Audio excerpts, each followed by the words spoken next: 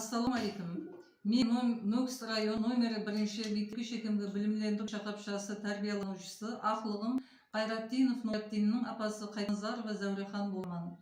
Мемлекетімізде коронавирус пандемиясына байланысты карантин енгізілуі себеп Өзбекстан телевидениесінің Балажан каналының Ақылбай дәстүрі арқылы ilk қадам көрсетуі балаларды тәлімге бағдарлау болып, бұл көрсету арқылы Ақлығым көптеген тәрбиялық сабақтарды алып атыр.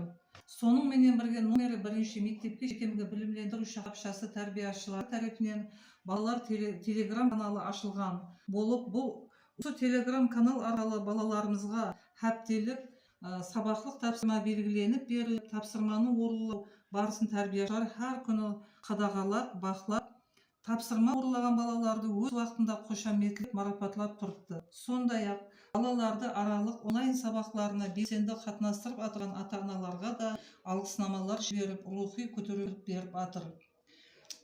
Сондай машақатлы дәуірде балаларымыз тәрбиясына үлкен ітібар қаратып, телевидение арқылы, телеграма каналдар арқылы тәрбиялық сабақтарға жағдайлар жаратып атырған президентіміз Мирзиев Шавкат Миромоновичке үлкен шексіз рахметті айтқым келеді.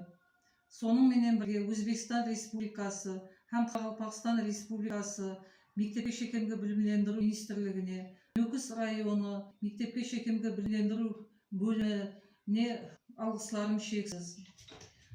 Nukus районы номері 1 мектепке шекемгі білімлендіру шақапшасы тәрбиешілеріне һәм Ақлығымның тәрбиешісі Құлмұратова Наубахарге осы балаларымызды тәрбиялауда күш-жігерін уақытын аямай аралық сабақтарды өткеріп атырғанлығы үшін үлкен алғыстар айтқым келеді.